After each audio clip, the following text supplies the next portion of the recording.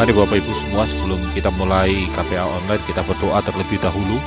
Terima kasih Tuhan Yesus, pada hari ini kami bersyukur kami bisa kembali bersama untuk mendengarkan firman Tuhan dalam KPA online kami.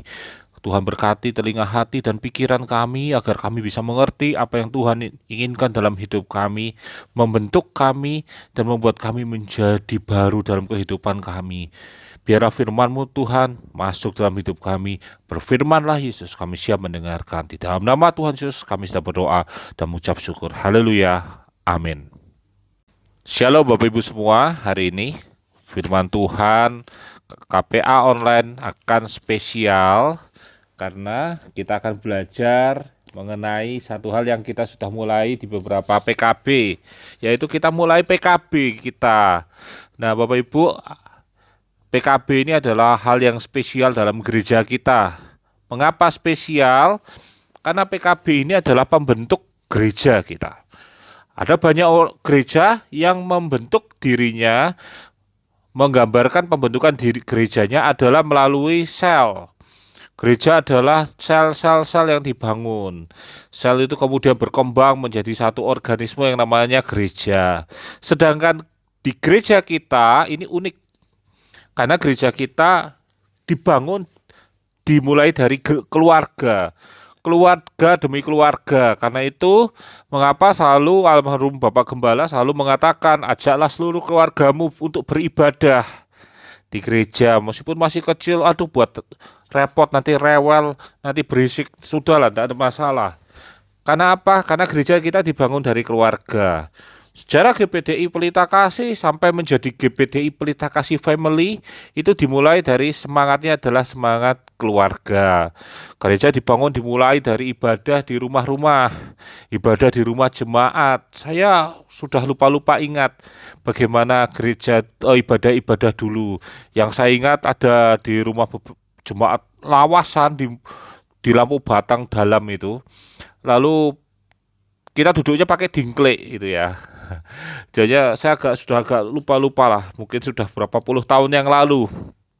Tapi satu hal yang menarik adalah selalu Bapak Gembala selalu mengatakan bahwa PKB adalah dasar dari gereja kita, dasar dari bentuknya gereja kita. Karena itu PKB akan selalu dibangun, dimulai, di-refresh terus supaya PKB ini menjadi satu kesatuan, bukan menjadi pemecah gereja, tapi PKB ini adalah tempat di mana jemaat-jemaat ini menjadi terlayani dengan baik. Hari ini kita akan belajar tentang PKB. Saya akan bacakan firman Tuhan dari Kisah Para Rasul 2 ayat yang ke-41 sampai 47. Cara hidup jemaat yang pertama. Orang-orang yang menerima perkataannya itu memberi diri dibaptis, dan pada hari itu jumlah mereka bertambah kira-kira 3.000 jiwa. Mereka bertekun dalam pengajaran rasul-rasul dan dalam persekutuan, dan mereka selalu berkumpul untuk memecah roti dan berdoa. Maka ketakutanlah mereka semua, sebab sedang rasul-rasul itu mengadakan banyak mujizat dan tanda, dan semua orang yang telah menjadi percaya tetap bersatu, dan segala kepunyaan mereka adalah kepunyaan bersama. Dan selalu ada dari mereka yang menjual harta miliknya lalu membagi-bagikannya kepada semua orang sesuai dengan keperluan masing-masing. Dengan bertekun dan dengan sehati mereka berkumpul di tiap hari dalam bait Allah. Mereka memecah-mecahkan roti di rumah masing-masing secara bergilir dan makan bersama-sama dengan gembira dengan tulus hati, sambil memuji Allah, dan mereka disukai semua orang. Dan tiap-tiap hari Tuhan menambah jumlah mereka dengan orang yang diselamatkan. Dasar dari PKB kita adalah bagaimana jemaat awal, jemaat mula-mula. Cara hidup jemaat pertama kita bisa lihat bahwa jemaat itu dibangun dari orang-orang yang percaya, yang memberi diri mereka dibaptis. Lalu mereka hidup dalam ketekunan dalam firman Tuhan, dalam pengajaran rasul-rasul, dalam persekutuan. Makanya di PKB bukan hanya ibadah dipindahkan, ibadah itu ada di gereja. Sedangkan persekutuan itu ada di dalam PKB. Kenapa kita katakan persekutuannya yang benar ada di dalam PKB? Karena gini, ketika Bapak Ibu di gereja, Bapak Ibu datang mungkin sudah dalam kondisi ada yang terlambat, ada yang datang lebih awal. Begitu masuk ke ruang gereja, ya sudah, kita duduk di tempat duduk masing-masing. lalu kita sudah kusyuk untuk beribadah. Selesai itu, mungkin ada yang lanjut harus bekerja, ada yang harus buka toko, ada yang sudah ada janjian mau jalan-jalan segala macam. Selesai ibadah, amin, doa berkat, amin, lalu pada bubar semua. Nah, lalu di mana kesatuannya kalau seperti itu? Nah, itulah mengapa ada PKB.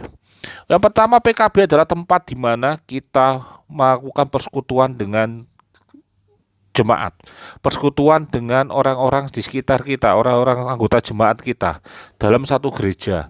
Di situ kita berkumpul bersama, berdoa bersama, memuji nama Tuhan bersama. Itulah gunanya di mana kita berkumpul di sana. Mungkin kita akan em, membaca firman Tuhan bersama, lalu membahas firman Tuhan. Karena itu Bapak Gembala kemarin selalu bilang gini, kalau firman Tuhan PKB itu paling mudah adalah mengambil khotbah-khotbah di hari Minggu. Mana-mana khotbah-khotbah yang menarik.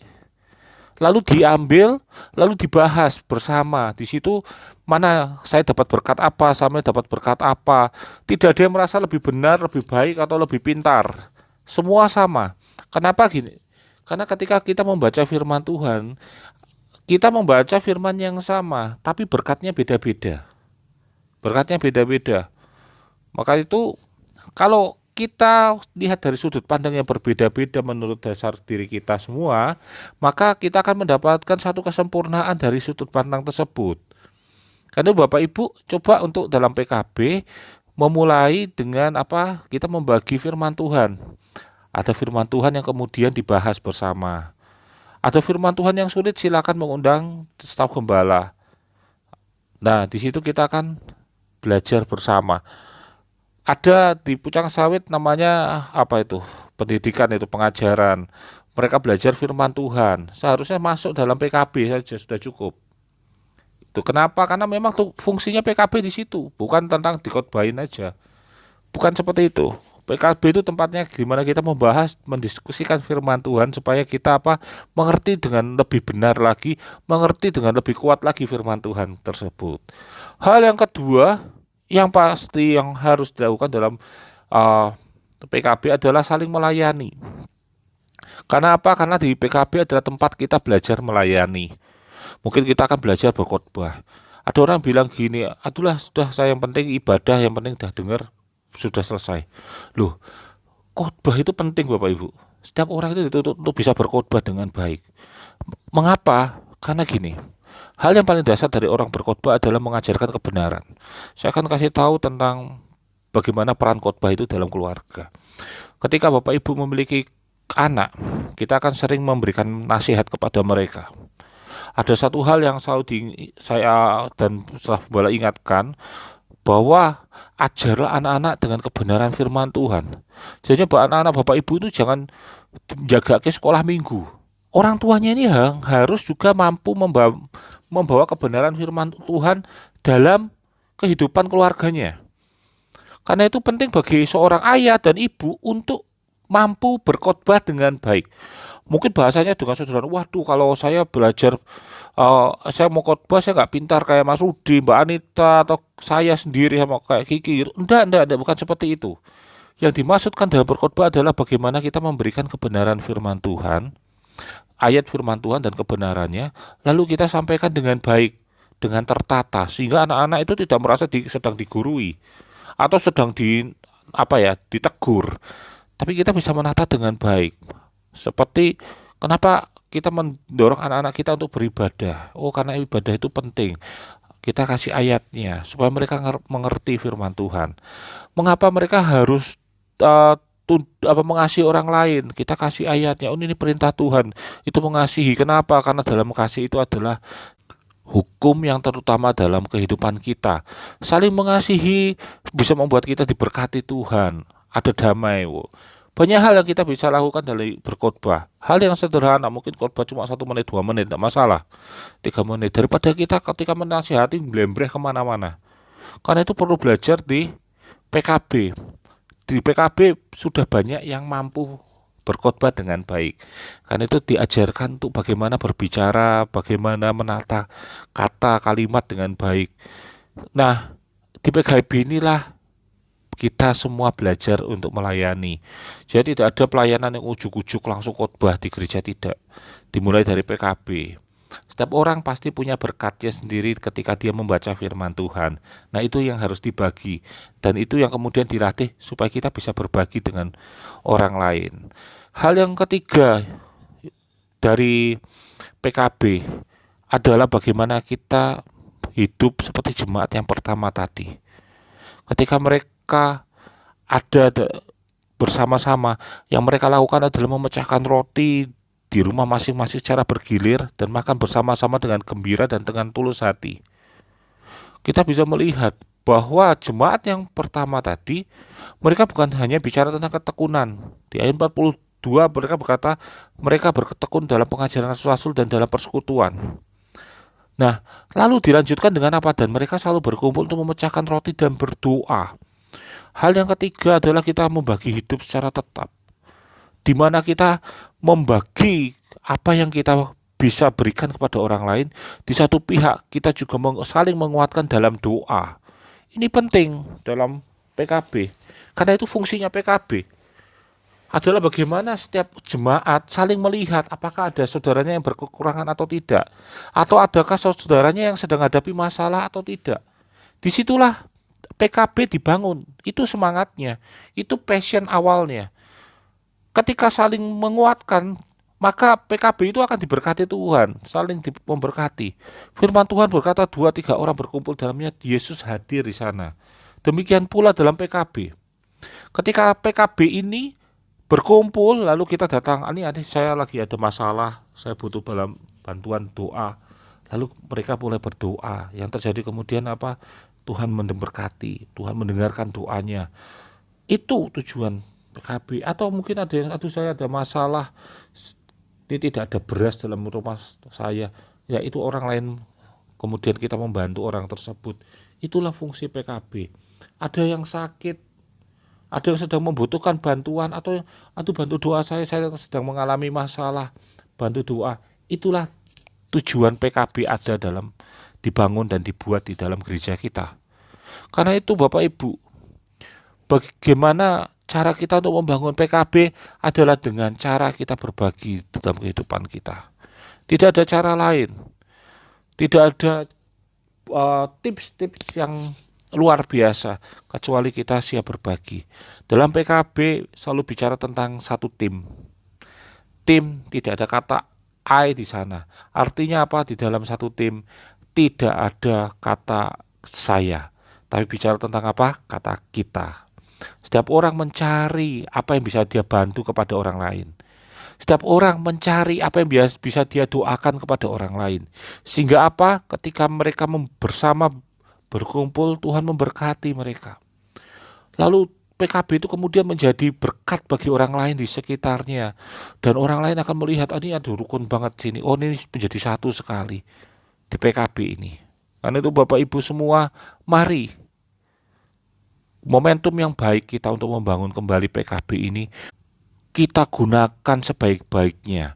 Kita bangun kembali PKB yang ada di dalam kehidupan, di dalam gereja kita, supaya kita bisa saling melayani, saling berbagi, dan saling bertekun dalam doa dalam kehidupan kita. Mari gunakan PKB ini sebagai kita untuk mengisi rumah kita, menjadikan rumah kita masing-masing sebagai rumah doa. Dan percayalah dan peganglah firman Tuhan ini, rumah yang merupakan rumah doa, di sana ada Tuhan hadir. Di mana Tuhan hadir, di situ ada berkat Tuhan yang melimpah. Tuhan memberkati kita semua. Selamat berkumpul, bertekun, dan berdoa bersama dalam PKB masing-masing. Tuhan memberkati kita semua. Amin. Mari Bapak Ibu semua, kita sudah mendengarkan firman Tuhan. Mari kita tundukkan kepala dan berdoa. Terima kasih Tuhan Yesus. Pada hari ini kami kembali diingatkan untuk kembali membangun PKB kami masing-masing. Biar Engkau memberkati kami Tuhan, agar kami bisa menjadi satu kesatuan yang baik dalam PKB kami.